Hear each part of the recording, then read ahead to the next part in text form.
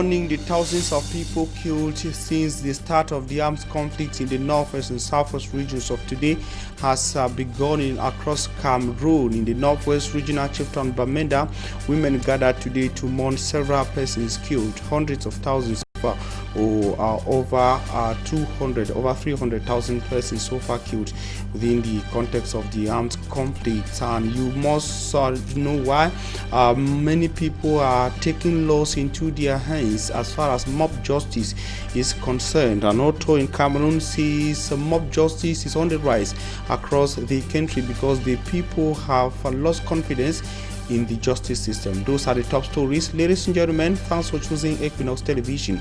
We're live from its central news desk in Cameroon's economic capital city, Douala.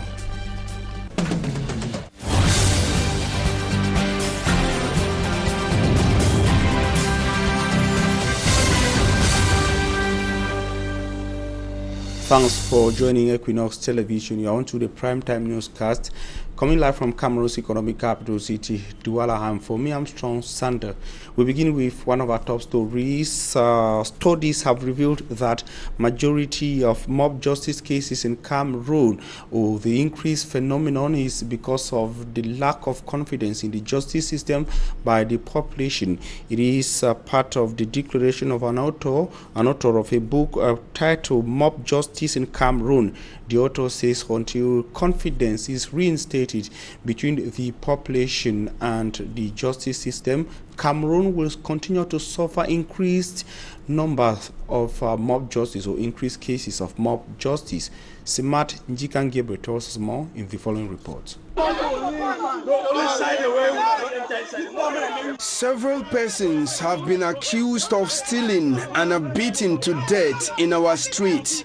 Mob justice is not strange to many Cameroonians. In a scientific study that was taken by Boris Menunga, titled Mob Justice in Cameroon, the 150-page book gives reason for such a practice in our country. There seems to be a lack of confidence between the presiding judge and the population, reasons why mob justice is common. En partie à la justice, c'est pourquoi ils décident de se rendre justice eux-mêmes. À côté de ça, on peut avoir des causes liées à la pauvreté. These conclusions, according to the author of the book, is based on investigation he carried out in the key towns of Cameroon, Yaoundé and Douala. In reality, we don't take laws into our hands. If someone steals from you, both of you have 50% chances if you both are judged. So, it's not good to take laws into your hands. The book, titled Mob Justice in Cameroon, is out to sensitize the population on the negative impact of taking laws into their hands.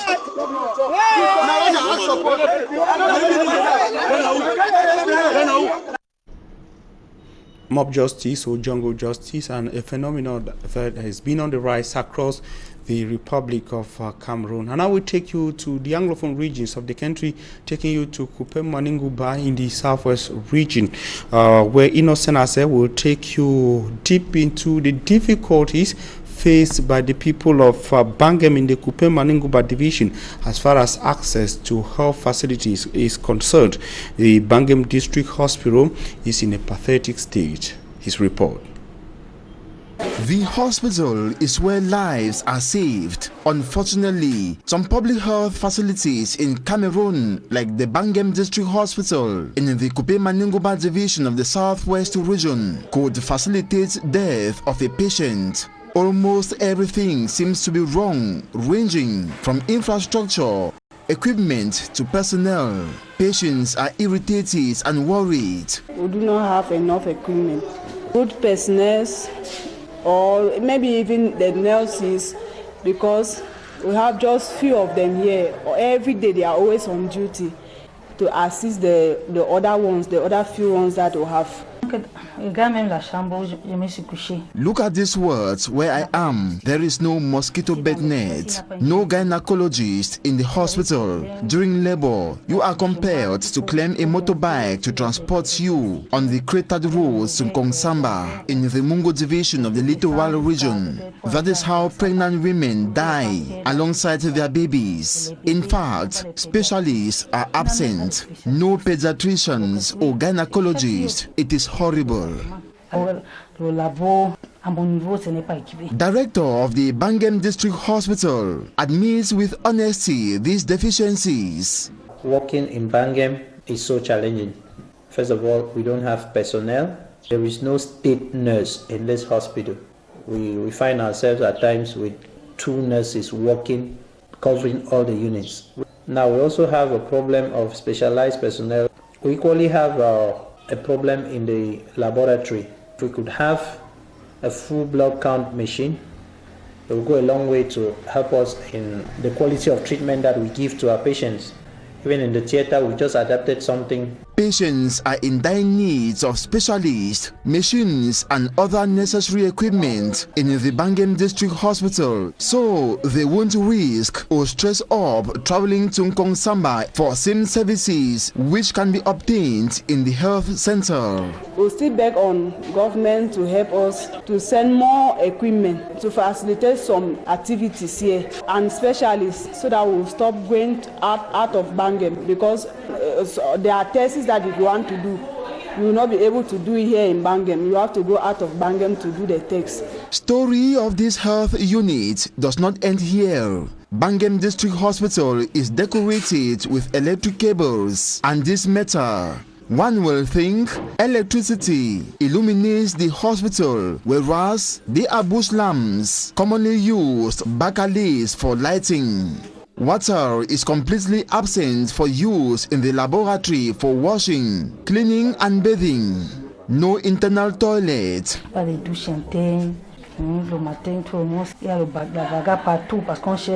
The external ones are seldomly kept clean to avoid infections. Rubbish pit is found just few meters from the hospital, whose structure has dilapidated. If the structure is physically presentable today and a little equipped, it is thanks to the assistance of a group of Bangem youths. To be honest with you, the hospital has difficulties in terms of equipment, and that is why we also wanted to give a touch by trying to buy some needy. The state have been doing something they want to believe it had not been enough.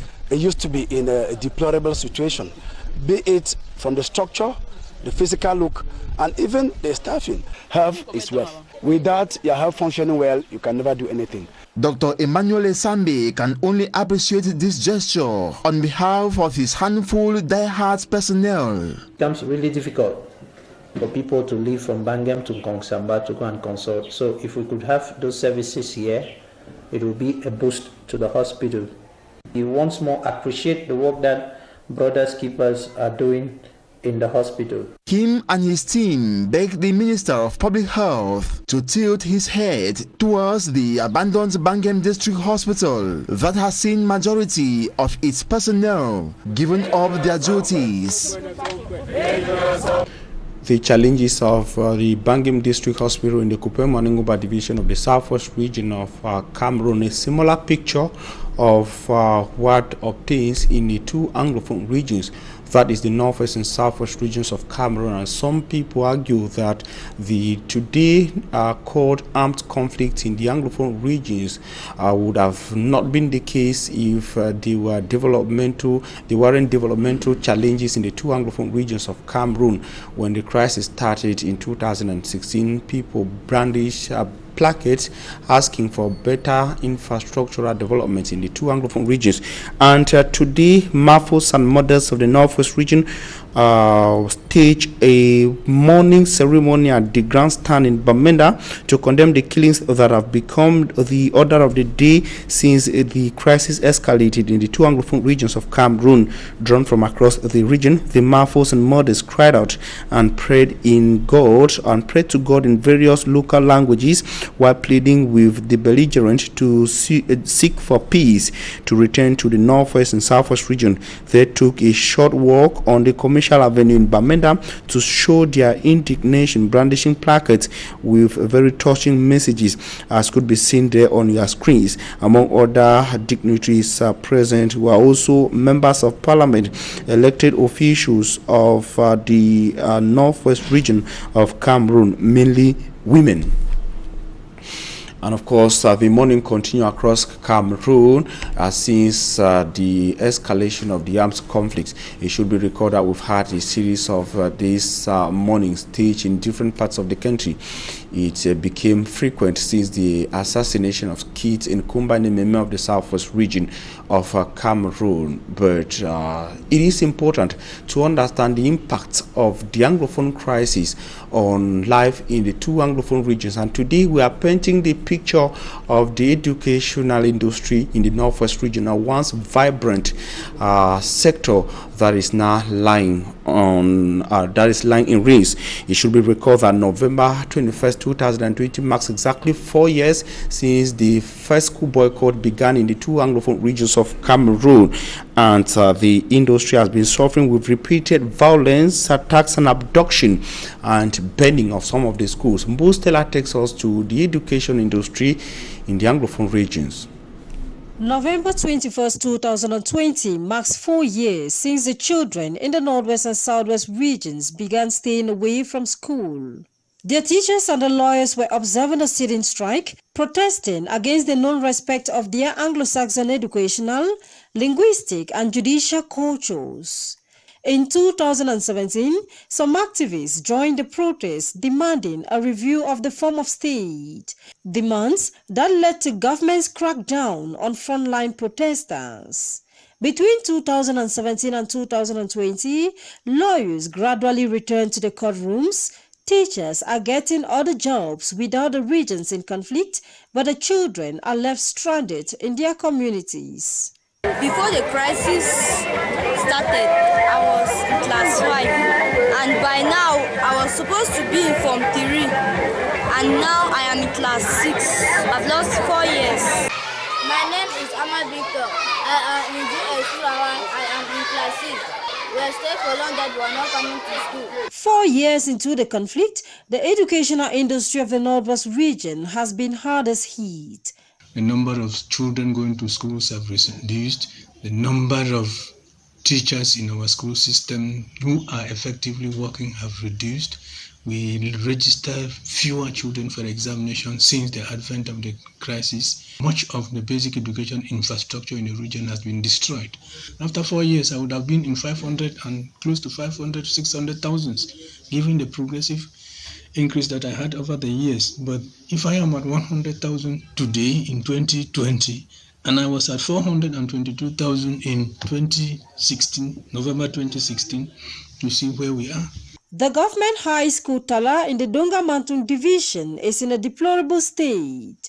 It is one of the schools that was vandalized, but it is not the only in urgent need for rehabilitation works. It's a high school with the science options. So we have more than 16 subjects taught in this school, but only 6 teachers. Look at the administrative block. You've seen all the dilapidated. This structure where I am is 38 years old. We inherited it from the primary school next door. And this school is 14 years old. I'm appealing to government to give us a helping hand. Furawa in Menchum division has had the lowest number of operational schools in the basic education sector. The subdivision has 1 out of the expected 16 schools, with 454 out of the expected 596 pupils as at November 19, 2020. Since the start of the 2020-2021 academic year on October 5th, strides are being made with aims at helping these children and their teachers get the basics for an effective teaching and learning. One of such actions was carried out by the 3rd Rapid Intervention Battalion. They distributed didactic materials, benches, renovated school buildings in 20 schools spread across Bui, Dongamantung and Menchum divisions, which have had zero school activity in the last 3 years. The hierarchy, knowing that education is the best thing for our future generation, decided to offer 3 classrooms, books, to make sure that children should continue schooling. In the Northwest region, the most enclave areas have the least number of operational schools and children. Thanks to these military people, where they be, that they are able to meet 40 desks with 2 classrooms. But our problem still stands. The children are more than 250. We are pleading that more classrooms should be constructed so that these children will be accommodated inside the classrooms. We are equally asking for textbooks. These children have started school, but they don't have materials. We need more textbooks, we need exercise books and writing materials. Many establishments in the Northwest region are now covered with grass. The dilapidated structures are now begging for urgent attention. The government had put in place a plan of reconstruction and development of the Northwest and Southwest regions with one of 3 goals to reconstruct and rehabilitate basic structures. 7 months after the appointment of a national coordinator and vice, the plan is yet to enter the implementation phase. This raises worries such as, where are we with the implementation of the Presidential Plan of Reconstruction and Development of the Northwest and Southwest regions? And one of such structures begging for attention in the Anglophone regions of Cameroon, considering the effect and the impact of the armed conflict, is Government High School Manfi in the Manu division of the Southwest region of Cameroon. Once the pride of the Manu division now is in the shadow that it stands in a pathetic state, and of course ex-students of Government High School Manfi are calling on people who matter in the Manu division to rescue Government High School Manfi. They were speaking over the weekend on Boya Chieftown of the Southwest region. Derek Jato.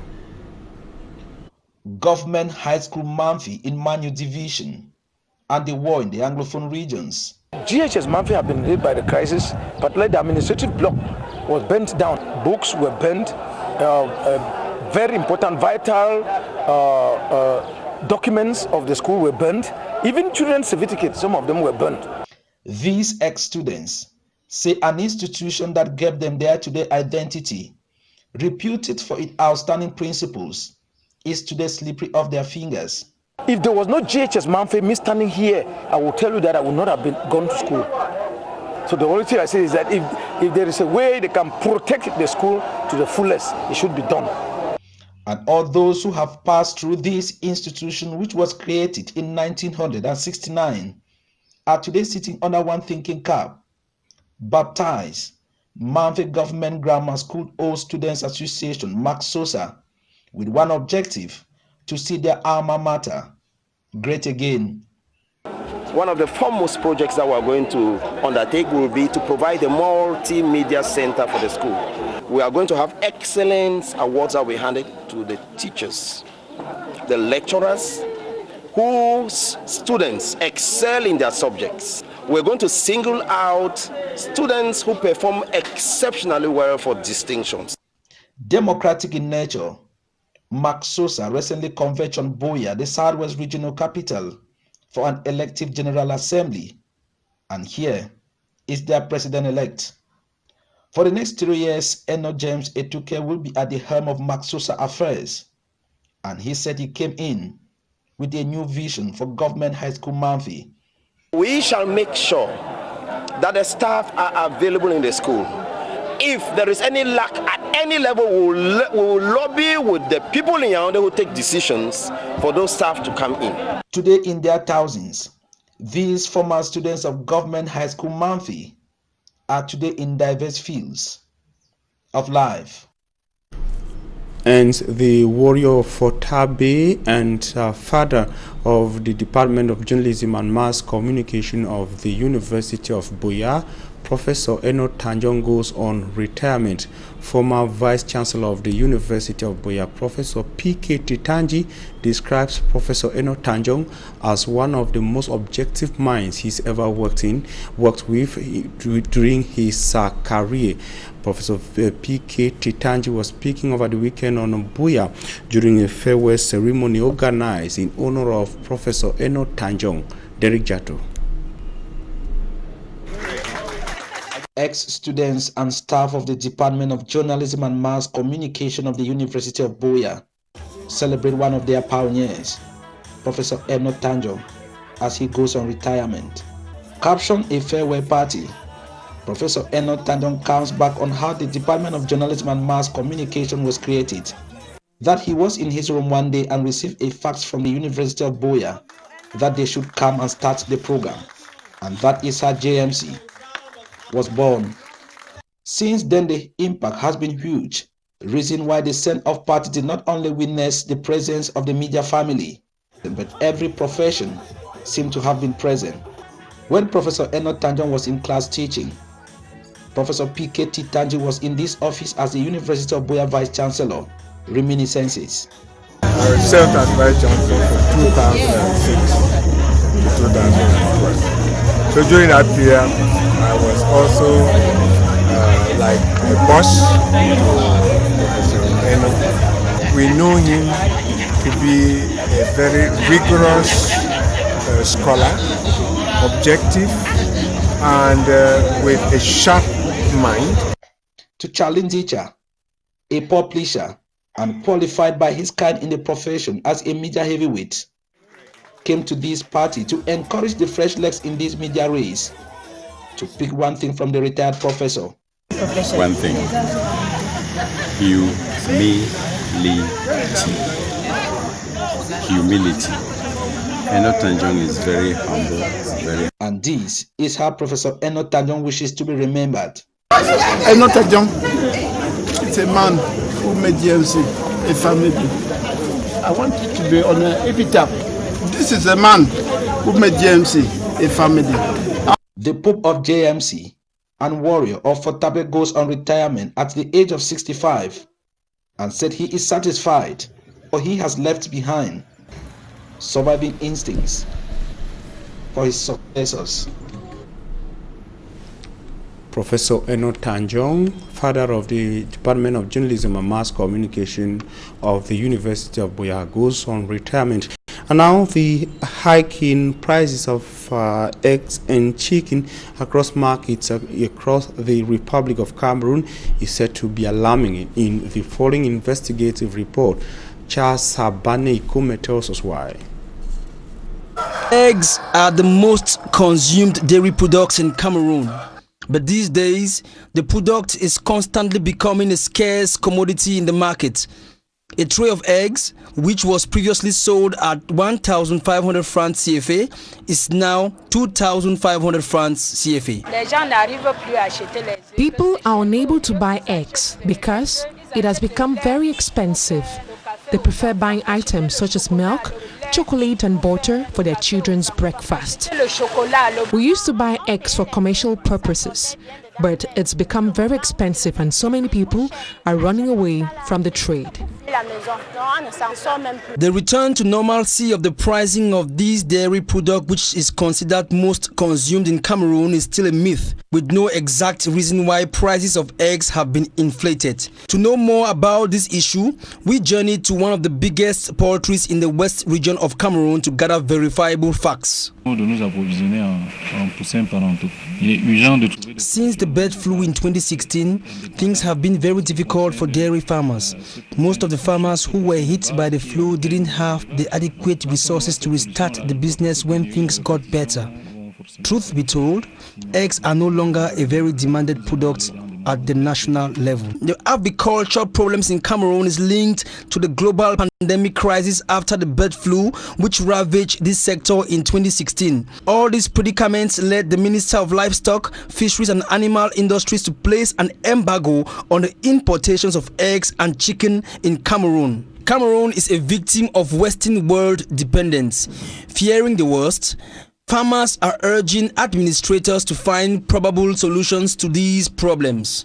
While waiting for solutions, Cameroonians will have to buy eggs or even chicken at a golden price, especially now that the end of the year festivities draws near. And Immaculate Fogwe will be taking us into latest statistics and updates with regards to COVID-19 in Cameroon, South Africa and Nigeria. Immaculate Fogwe says the COVID-19 numbers have continued to increase in these countries. Her report.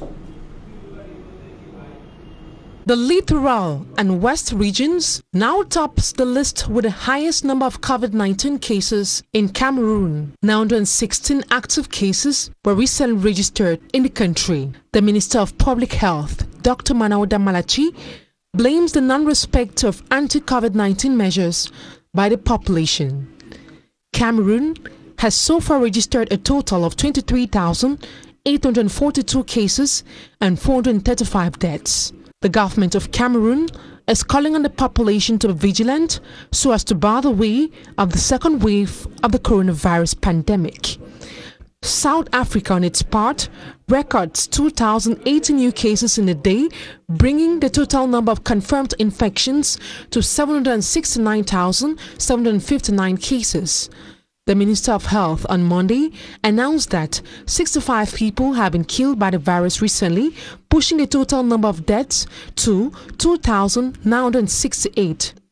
The minister adds that 711,195 people have recovered from COVID-19, while over 50 million people have been tested since the virus was detected in the country 8 months ago.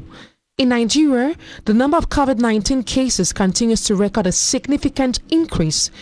On the 23rd of November, 56 new confirmed cases were registered, with 1,668 confirmed deaths and 62,241 persons recovering.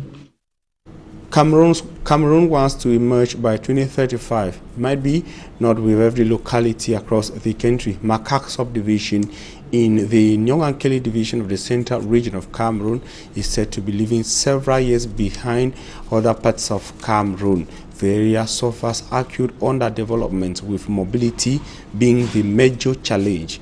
Details in the upcoming report.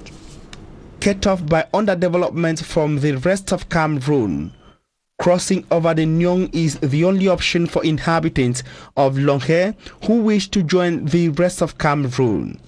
Longhe chiefdom in Makak subdivision, Nyongankele division of the central region of Cameroon suffers acute underdevelopment, to say the least, and their only track out of enclavement, which is crossing the river Nyong, has become a death row. The most recent tragedy here, according to local inhabitants, is the drowning of 2 women whose bodies are still missing.